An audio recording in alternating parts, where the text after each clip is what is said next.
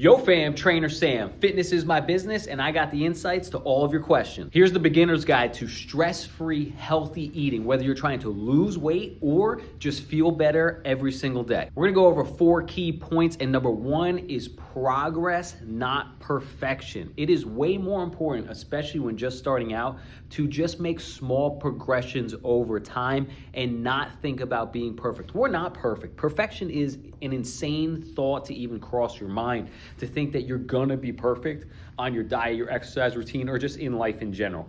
I myself, the furthest thing from perfect, but I do strive for progress. I strive to progress in life, diet, exercise, nutrition, and that's what I wish people would focus on when they are dieting. It's just small wins, small progressions. So in the beginning, it's best to think that 70% of the time you are trying to progress on this journey and make adjustments to your diet and sticking to a good regimented routine. And then 30% of the time you may fall off track, you may make the wrong choice, or you may just go and enjoy yourself. That is okay.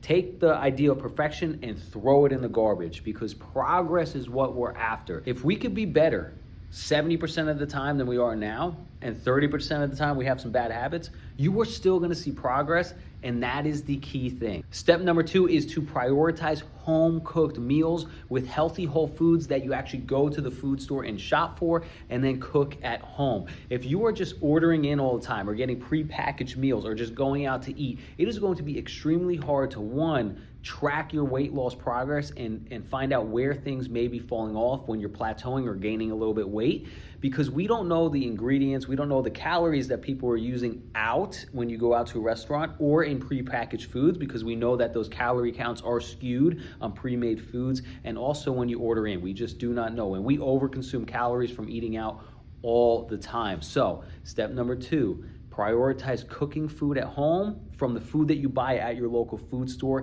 70% of the time. Again, we're going back to that progress, not perfection. So 70% of the time, cooking home-cooked meals from the food that you food shop for in the store. Number 3 is going to be trying to plan ahead of time. 1 is food shopping for your food and cooking meals at home. You are going to plan what you're going to shop for so you know what you're going to cook. So this is cyclical.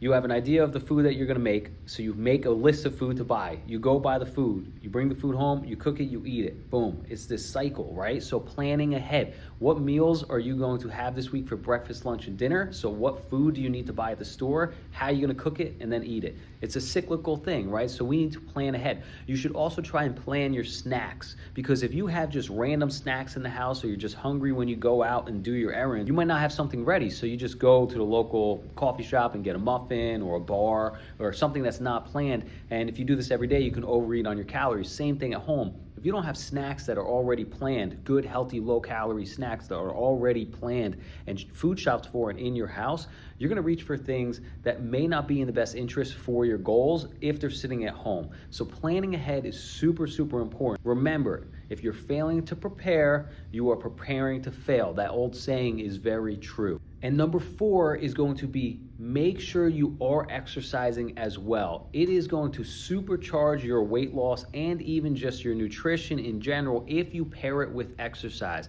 Exercise is motivating and it makes you feel better. And if you are exercising and seeing some gains in the gym, you're seeing some progress, you're lifting a little bit more weight, you're not as sore as often, you feel better overall, it's gonna motivate you to keep being strong on your nutrition and keep progressing the nutrition. They go hand in hand. Also, when you exercise, you actually use the food that you're putting into your body efficiently. You are taking that food that you're eating, you're breaking it down, and you're actually fueling that exercise and recovery. So pairing exercise with proper nutrition is extremely important. So number 4 and number 3, they go together. Planning ahead also means scheduling your workouts and committing to them so that you get them done and you gain that progress over time. Remember, not perfection, but progress. Not every workout's gonna be the best. You may miss a day here and there, but we're trying to make sure that we pair exercise and nutrition together so you can get the best results possible and feel the best that you ever can. That's the beginner's guide to stress-free, healthy eating.